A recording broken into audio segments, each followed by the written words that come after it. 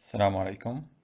In this presentation, we will discuss the examination of peripheral nerves and how is it pertinent to orthopedic injuries. Let's start by having a quick review of the brachial plexus, the origin of all peripheral nerves in the upper limb. As all you know, brachial plexus starts with roots. These roots are coming from the anterior rami of the nerve roots C5 to T1 inclusive. And after the roots, we have trunks. C5 and C6, they are joined in the superior trunk. C7 makes the middle trunk, and C8, T1 makes the inferior trunk. Now, each of these trunks will have a division, an anterior and posterior division. All posterior divisions from all three trunks, they are joined together in the posterior cord. The anterior division of the superior and middle trunks, they're joined together in the lateral cord, and the anterior division of the inferior trunk continues as the medial cord. Now we have a lateral, medial, and posterior cord. After cords, the terminal branches comes off these cords. The lateral cord gives off the musculocutaneous nerve. The medial cord gives off the ulnar nerve. The posterior cord gives off the axillary nerve and the radial nerve. And a contribution for the median nerve comes from the medial and lateral cord.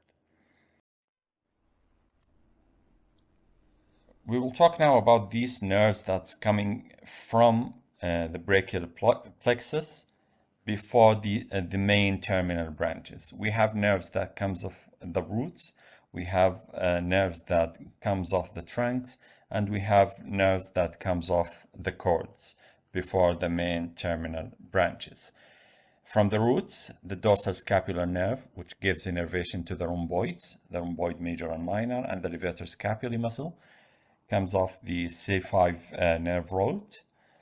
The long thoracic nerve gets a contribution from the C5, 6, and 7 nerve roots and innervates the serratus anterior muscle.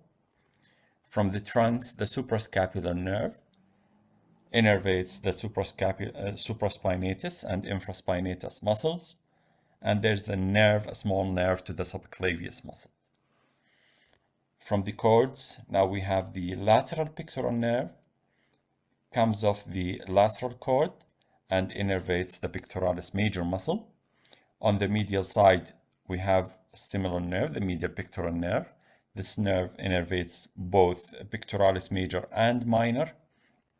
And then we have two major cutaneous nerve that gives off sensation to the forearm and to the arm.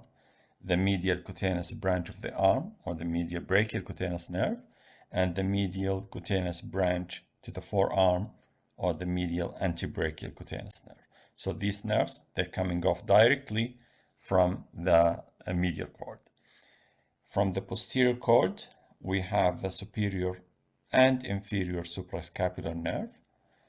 Thoracodorsal nerve innervates the latissimus dorsi. The inferior suprascapular nerve innervates the subscapularis and the teres major, while the superior suprascapular nerve innervates the subscapularis muscle. Now let's discuss how we're going to apply the knowledge that we have about peripheral nerves into our orthopedic examination steps. So in orthopedic examination, we know that to do the examination, you have to look, inspection, to feel, and to move, palpation and movement. So in the look section, for peripheral nerves injury, the things that we are concerned about and we have to look for are atrophy or muscle wasting with a prolonged denervation of muscles.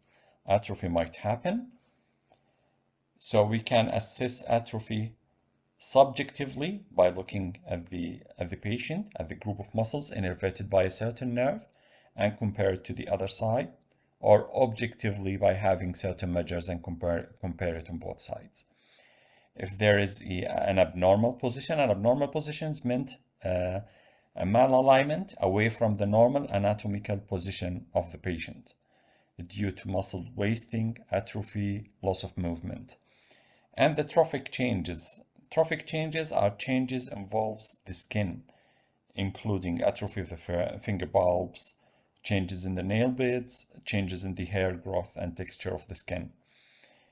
These changes we usually see when there is a peripheral nerve injury that involves sensation of the very periphery and tips of the appendages, like involving the fingers or the toes, and it is related to the injury of the sympathetic pathway. In the field section for peripheral nerve examination, the thing that we're looking for is the test for sensation. How are we gonna test for sensation? First, you have to localize the area innervated by a certain nerve that you're looking to examine. After localization, you have to use a modality for sensation. As we know, we can do a crude touch, light touch, pinprick sensation. So we know now the nerve distribution. We're choosing a modality. We're gonna test for sensation and ask the patient if he can feel that in that area. And to know if it's normal or abnormal sensation, you have to compare it to the other side. And in movement, we have to do the passive and active movement. The thing that is related to a nerve injury is the active, that involves muscle power. But first, we have to do a passive movement in peripheral nerve examination to ensure that any limitation in the active movement is not due to a mechanical block. It's due to muscle wasting and muscle atrophy. Now we will start applying our examination steps in our process of examination of the main terminal branches. Let's start with the axillary nerve. The axillary nerve, as we know, comes off the posterior cord. It innervates mainly the deltoid and the teres minor muscle, which is a part of the rotator cuff. Let's go for our examination step. So at the looking part, you have to look for muscle atrophy and wasting. The superficial bulky muscle that is innervated by the axillary nerve is the deltoid. So you have to look at the deltoid and compare it to the other side to check if there is any muscle wasting or atrophy. The teres minor is a deep muscle, so you can't examine it for atrophy, but you can examine it for movement, as we will come later. Sensation, the axillary nerve gives a branch, a sensory branch, over the same muscle innervated by the axillary nerve, according to the Hilton's law. So there is a patch of sensation over the deltoid, as in the image on the left side. That's a sensation given off by the axillary nerve. We call this area the army badge or the regimental badge. So as we said, we have first to know the distribution of sensation for that nerve. Choose a modality to test your sensation, like pinprick or light touch or crude touch. Apply your examination. Ask the patient if he feels in that area or not, and then compare it to the other side. For the move part, the main function of the deltoid muscle is the abduction. After the first 10 to 15 degrees of abduction, that is initiated by the supraspinatus muscle. So to do any joint movement examination, first you have to stabilize the joint. Look at the image on the right. The examiner is stabilizing the shoulder joint by putting his hand proximal to it and supporting the limb that's gonna perform the movement, and then ask the patient to do the expected movement. So you start your abduction, the 10 to 15 degrees of abduction by the supraspinatus muscle, innervated by the suprascapular nerve, and then the rest of the abduction is by the deltoid.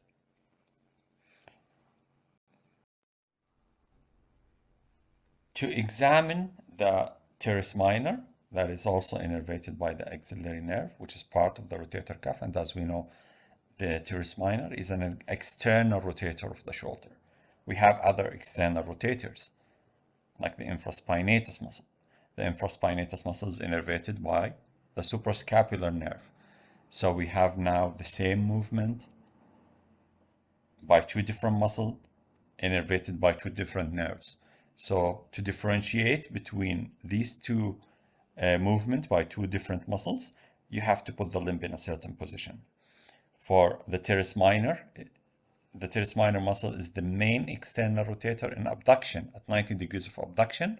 Look at the image. You support the shoulder with 90 degrees of abduction, and then you ask the patient to perform the external rotation without resistance, and then against resistance to grade it for muscle power. For the infraspinatus muscle is the main external rotator with the limb in adduction. So you put the upper limb in adduction, adducted to the body, and then you ask the patient to perform the external rotation movement without resistance and then with resistance. The second major nerve that comes off the posterior cord is the radial nerve. Let's follow the radial nerve, a pathway together on the right image. So as we said, the radial nerve comes off the posterior cord, so it's posterior to the axillary artery, enters toward the arm through the triangular interval, and innervates the muscles in the posterior compartment of the arm, the triceps, with all three of its three heads. Continue, wind around the humerus in the spiral groove to the lateral aspect of the humerus before it enters the forearm. Now it's still axillary nerve, radial nerve, as it is like a major nerve. Before it divides, it gives an innervation to some muscles in the forearm, the brachioradialis, the extensor carpi radialis longus, and brevis. These muscles are called the mobile wad. They are innervated by the radial nerve proper before it divides. Now, before entering the supinator tunnel, look at the image on the left. The radial nerve, before it goes in the supinator tunnel under the supinator muscle, it divides into two branches. A superficial branch, which is the superficial radial nerve, a pure sensory nerve, gives off sensation over the first whip space, and the deep branch, which is the motor branch. The motor branch, called the posterior anterosseous nerve. It enters into the supinator tunnel under the supinator muscle and innervates the supinator muscle. Now the rest of the muscles in the extensor compartment of the forearm is innervated by the posterior anterosseous nerve, a branch of the radial nerve, starting from the first compartment of the extensor muscles, the abductor pollicis longus, the extensor pollicis brevis, in the second compartment the extensor pollicis longus, extensor indicis proprius, extensor digitorum communis, extensor carpi ulnaris, and extensor digiti minimi. So now we know the pathway and the innervated muscles by the radial nerve proper before it divides, and the muscles innervated by the branch of the radial nerve, the posterior anterosseous nerve. Now let's start applying our examination steps for the radial nerve examination. In the look part, we have to look for muscle atrophy. Now all muscles in the extensor compartment of the arm and forearm are innervated by the radial nerve. So you have to check for wasting over the triceps area, and you have to check for wasting over the mobile wad, brachioradialis, extensor carpi radialis longus, and brevis, innervated by the radial nerve before it divides, and all of the rest extensor muscles in the forearm, which are innervated by the posterior anterosseous nerve. For trophic changes, you have to check for sensation. Now, the radial nerve gives the sensation over the 3.5 fingers dorsally, except for the tip of the fingers, which are innervated by the median nerve sensory part, and the superficial radial nerve, which is in the first whip space. Now look at the image in the middle. The area A in the first whip space, that is the area innervated for sensation by the superficial radial nerve. after it divides. The area B is also an innervated area by the radial nerve by a branch of the radial nerve. It's called the Musculocutaneous branch of the radial nerve. So you have to check for sensation over area A for the superficial radial nerve and for area B for the Musculocutaneous branch of the radial nerve. Now you know the distribution. You have to check to choose a modality and apply your examination compared to the other side. For the move part, let's start with the muscles in the arm. Triceps. So the triceps has a long head that passes over the shoulder to the superior glenoid area. It helps in extension at the shoulder. But the main movement, the bulk of the muscle, gives extension at the elbow. So again, you have to stabilize the joint, the elbow, ask the patient to perform the movement, extension at the elbow, and then against resistance to grade it for power. For movement in the forearm, we have muscles innervated by the radial nerve proper before it divides, brachioradialis, extensor carpi radialis, longus, and brevis. So we have to examine one of these muscles, the brachioradialis. The main function of the brachioradialis is to flex the elbow in mid-pronation, not full supination, not full pronation, in mid-pronation. So you stabilize the elbow joint and you ask the patient to do the movement, flexion at the elbow in mid-pronation position, as in the image in the middle, and check for muscle contraction. For the muscles innervated by the radial nerve division, the posterior anterosseous nerve, we have a lot of muscles as we talked about it before. Let's start with the first muscle innervated by the posterior anterosseous nerve, which is the supinator muscle in the tunnel. So the main function of the supinator muscle is supination. The main supinator muscle of the forearm is the biceps, another muscle innervated by a different nerve, the musculocutaneous nerve. Now to differentiate between the supination movement of the supinator and the supination movement of the biceps, you have to put the limb cells in position. The supinator is the main supinator muscle in full elbow extension. So you put the elbow in full extension, you pronate the arm, and then you ask the patient after stabilizing both joints to do the supination movement without resistance and then with some resistance, as in the image on the left side. Now for the rest of the extensor compartment, you have to choose one of those muscles and perform a movement. So either an extensor of the thumb, an extensor of the wrist, or extensors of the hand. So we can do an extension at the wrist or extension of the fingers for the extensor digitorum communis muscle and do the movement, examine against resistance. Special tests for the radial nerve is what is called the hitchhiker's test. It's like making the signal for a car to stop. So in the hitchhiker's test, you perform an extension at the thumb using the extensor pollicis longus muscle and tendon, and an extension at the wrist. The extension at the wrist can be done by the extensor carpi radialis longus and brevis and the extensor carpi annalis. Extension at the thumb, the extensor pollicis longus muscle, is innervated by the posterior anterosseous nerve, while extension at the wrist, the extensor carpi radialis longus and brevis, are innervated by the radial nerve proper before it divides. So, if there was an injury for the whole radial nerve involving the radial nerve proper and the posterior anterosseous nerve, the patient won't be able to do an extension at the wrist or extension at the fingers or the thumb. But if there was an isolated injury of the posterior anterosseous nerve and you ask the patient to perform the hitchhiker's movement, he will be able to do some extension at the wrist with inability to extend the thumb. And that's how we differentiate between a full radial nerve injury and an isolated posterior anterosseous nerve injury. Any sensations for the posterior anterosseous nerve? There is no sensation for the posterior anterosseous nerve to examine because it's a pure motor nerve. Next, we will talk about the musculocutaneous nerve. a major terminal branch that comes off the lateral cord,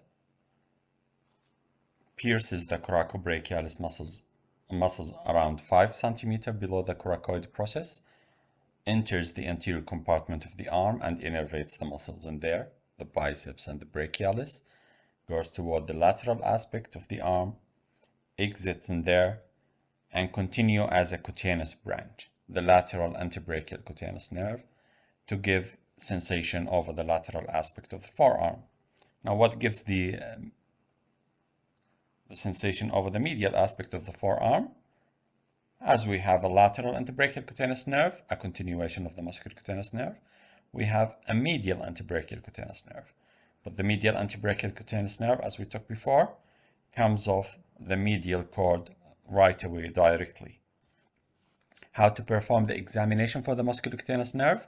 Again, in the look part, you have to look for atrophy for muscles of the anterior compartment of the arm. Compare it to the other side. Abnormal position, if these muscles are not functioning, the elbow will be extended, which is related to the normal anatomical position, so you will not notice it. Feel sensation over the distribution of the lateral antebrachial cutaneous nerve over the lateral aspect of the forearm, as in the image on the left. Movement, we have the biceps and brachialis muscle.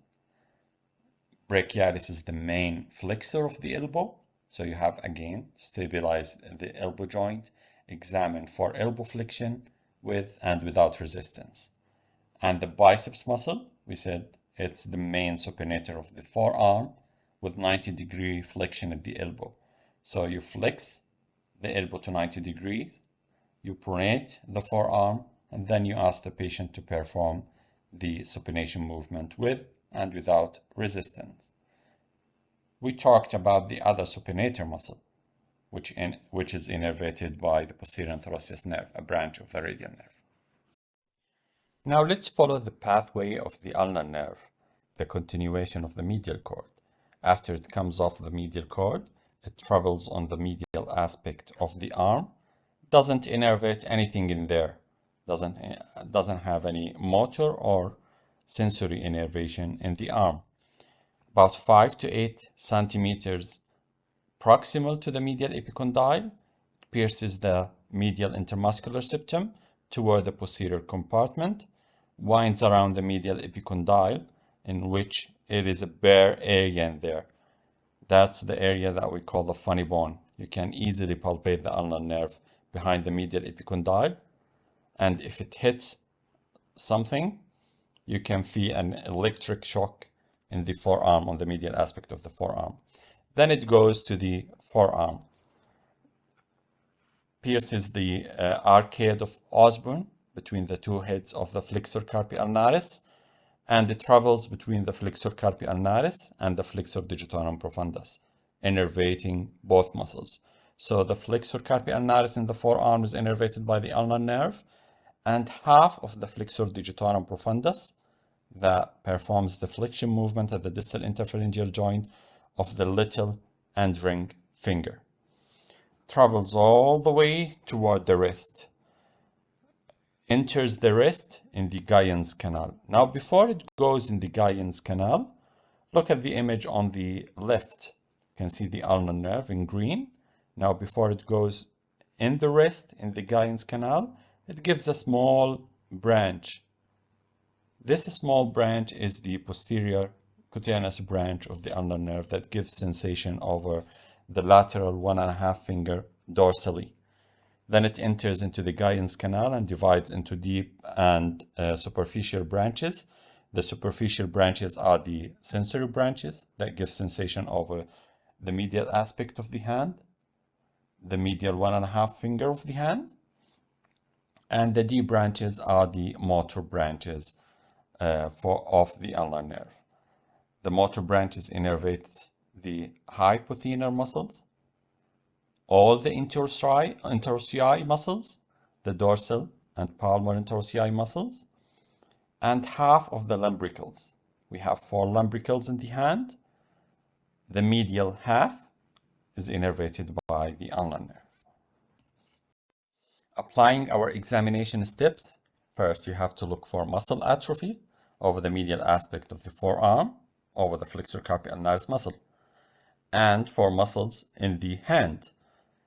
On the medial aspect of the hand, the hypothenar eminence, you will see an atrophy in there if you compare it to the other side, and over the dorsal aspect of the hand, posteriorly in the interossei between the metacarpals.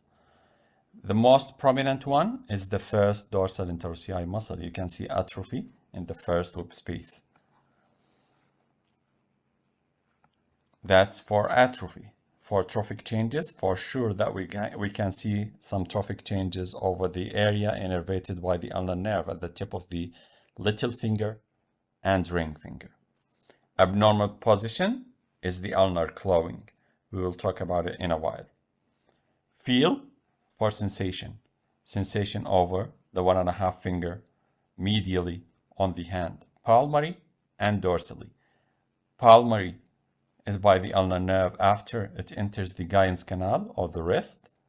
Dorsally is by the posterior cutaneous branch of the ulnar nerve before it enters the Guyon's canal. So if there was an injury of the ulnar nerve in the Guyon's canal, that means the sensation on the palmar aspect will be affected, while the sensation on the dorsal aspect will be spared.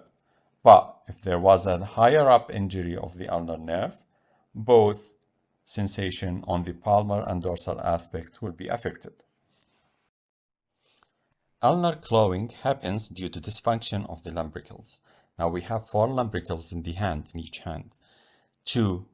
The two medial ones are innervated by the ulnar nerve, and the 2 lateral ones are innervated by the median nerve. Now, the function of the lumbricals is to do a flexion at the metacarpopharyngeal joint and extension at the interphalangeal joint, like the image in the middle. A dysfunction of the ulnar 2 lumbricals will cause the exact opposite. So there will be an extension at the metacarpopharyngeal joint, a flexion at the interphalangeal joints. Look at the image on the left. So there's the exact opposite of the function of the lumbricals. That's what we call the ulnar clawing.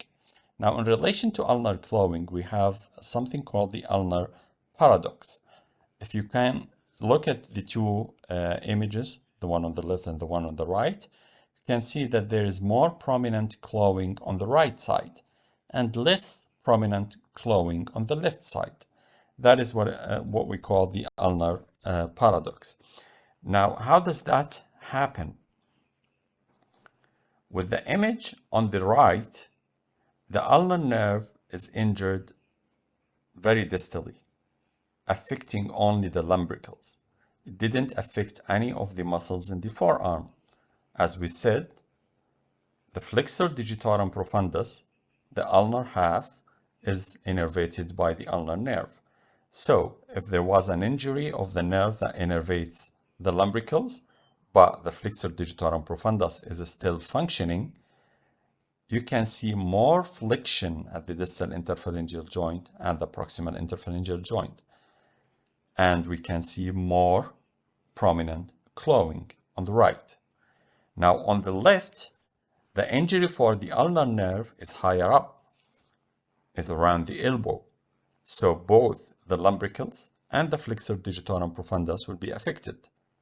The effect of the lumbricals opposed by the clawing, and there is no flexor digitorum profundus to drag the phalanges in more flexion at the distal interphalangeal joint and proximal interphalangeal joint, and that's why we see a less prominent clawing on the left side. So a more proximal injury will cause less prominent clawing. A more distal injury will cause more prominent clawing. Now we've finished the look part and the feel part, the sensation. I'm gonna move toward the move part for the examination of the ulnar nerve. So on the forearm, we said that there are 2 muscles innervated by the ulnar nerve. The flexor carpi ulnaris, inserted at the pisiform, and performs a flexion at the wrist. So to test it, you have to ask the patient to perform flexion at the wrist against resistance, and palpate the contraction of the tendon of the flexor carpi ulnaris. The flexor digitorum profundus, its function is to flex the fingers at the distal interphalangeal joint, the ulnar two fingers, the little and the ring finger.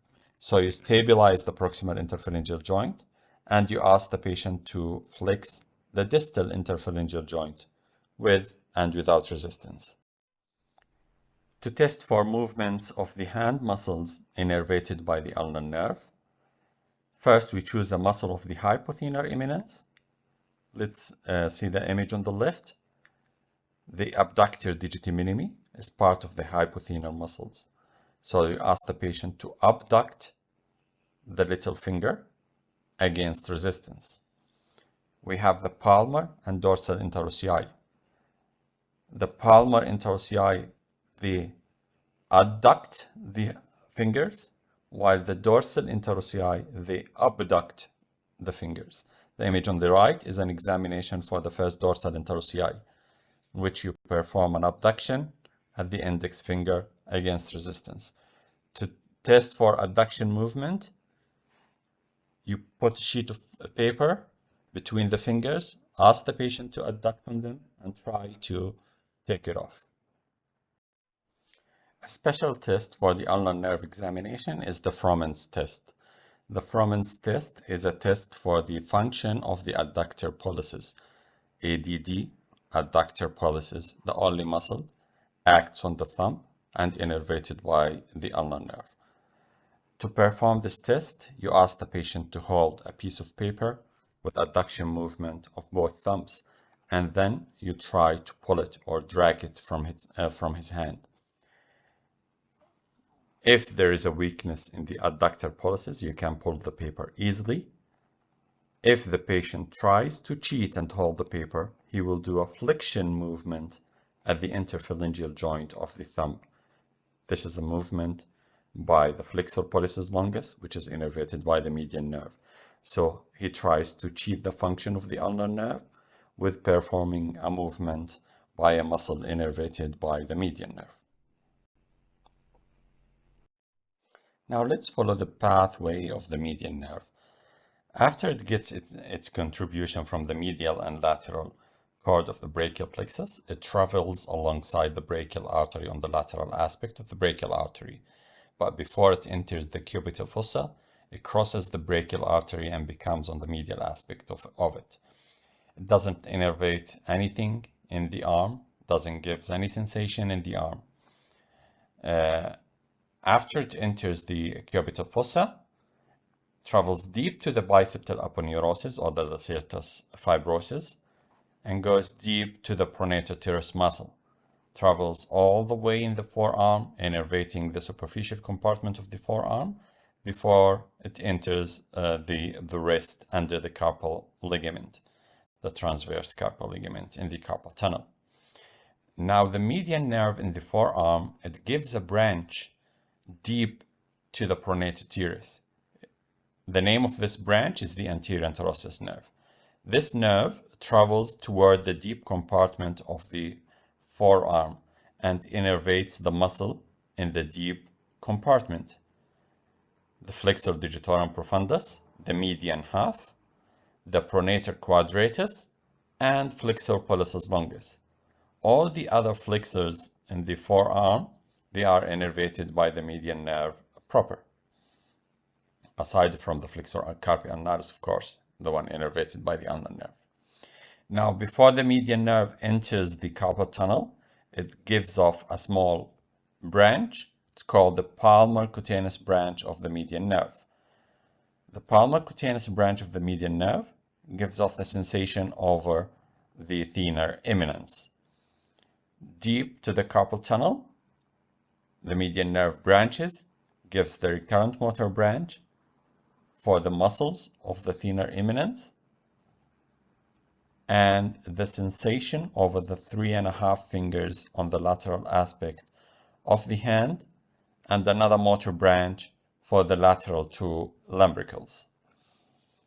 Muscles of the thenar eminence are the abductor pollicis brevis, flexor pollicis brevis, and opponens pollicis. They are innervated by the median nerve. Applying our examination steps, now in the look part, for atrophy, you can check for atrophy for muscles in the flexor compartment of the forearm, but atrophy will be more prominent over the thenar eminence innervated by the median nerve. For trophic changes, we can check for trophic changes over the fingers innervated by the median nerve. The sensation of the median nerve over the 3.5 fingers palmary, and the tip of the fingers, the 3.5 fingers again, dorsally. For the sensation over the thenar eminence, as we talked about it before, it is innervated by the palmar cutaneous branch of the median nerve before it enters into the carpal tunnel. Again, an injury for the median nerve in the carpal tunnel will affect the sensation over the 3.5 fingers, but sensation over the thenar eminence will be intact. A higher up injury for the median nerve will affect both sensation over the thenar eminence and the 3.5 fingers. Abnormal positions with median nerve dysfunction. First, let's look at the top left image, the normal resting position of the hand. We can see with that the thumb is in a slight abduction and internal rotation in relation to the plane of the hand. That is due to the tone of the thenar eminence muscles. If there is a thenar eminence muscles dysfunction, the thumb will fall in the same plane of the hand, like the image on the bottom left. This is called the simian thumb. With dysfunction of the opposition pollicis and all of the thenar eminence muscles, the thumb adducted by the effect of the adductor pollicis, and dysfunction of the lateral two lumbricals, we can see the deformity in the middle pictures, the ape-like hand. If you ask the patient to perform a fist or to make a fist, he won't be able to make a flexion of the index finger and the middle finger, because he doesn't have a functioning flexor digitorum superficialis or profundus on those two fingers. But on the fourth and fifth fingers, the flexor digitorum profundus, innervated by the ulnar nerve, is still functioning, so he can perform the flexion on those two fingers. That's what we call the pointing finger, the pointing hand, or the Popp's palsy. Testing for muscle movements and function of the median nerve. First, look at the left image. Testing the pronator teres muscle. The pronator teres is the main pronator of the forearm, innervated by the median nerve proper, and it is the first muscle innervated by the median nerve in the forearm. To perform the movement, you keep the elbow in full extension. You stabilize the forearm. You ask the patient to do a pronation movement with and without resistance. The other pronator muscle of the forearm is the pronator quadratus. Another muscle is innervated by the median nerve, but it's in the deep compartment. It is innervated by the deep branch of the median nerve, the anterior interosseous nerve. To test for movement of the thenar eminence, the easiest is to perform a flexor pollicis brevis function by putting the patient's hand on the table, holding your finger on top of it, and asking the patient to touch it with his thumb. To test for function of the anterior interosseous nerve, look at the images on the right to test for movement. At the bottom image, we can see the function of the pronator quadratus, pronation of the forearm with elbow in full flexion to rest the pronator teres muscle. The flexor pollicis longus function is to flex at the interphalangeal joint of the thumb, so you perform that movement against resistance. And the flexor digitorum profundus, flexion of the distal interphalangeal joint of the index and middle finger you do it against resistance after stabilization of the proximal interphalangeal joint. Special test for the anterior interosseous nerve is the OK sign. So you ask the patient to do an OK. With the OK sign, you can see as in the image on the left, he performs a flexion at the interphalangeal of the thumb, a function of the flexor pollicis longus, a flexion at the distal interphalangeal joint of the index finger, a function of the flexor digitorum profundus, both innervated by the anterior interosseous nerve. If there is an injury for the anterior interosseous nerve and the patient cannot perform a flexion at the interphalangeal joint of the thumb or the distal interphalangeal joint of the index finger, he will make it in the way of the right middle side of this image. And to test for power, you put your finger in this ring and you try to break it. If you can break it easily, that means that there is a weakness in these two muscles. How to test for sensation in the anterior interosseous nerve? There is no test for sensation in the anterior interosseous nerve, as it is a purely motor nerve. Other special tests to test for the carpal tunnel syndrome, a chronic compression of the median nerve in the carpal tunnel. So either you do a percussion over the carpal tunnel, the Tunnel's test, and the patient will complain of electrical shock or paresthesia in the median nerve distribution of sensation, the 3.5 fingers.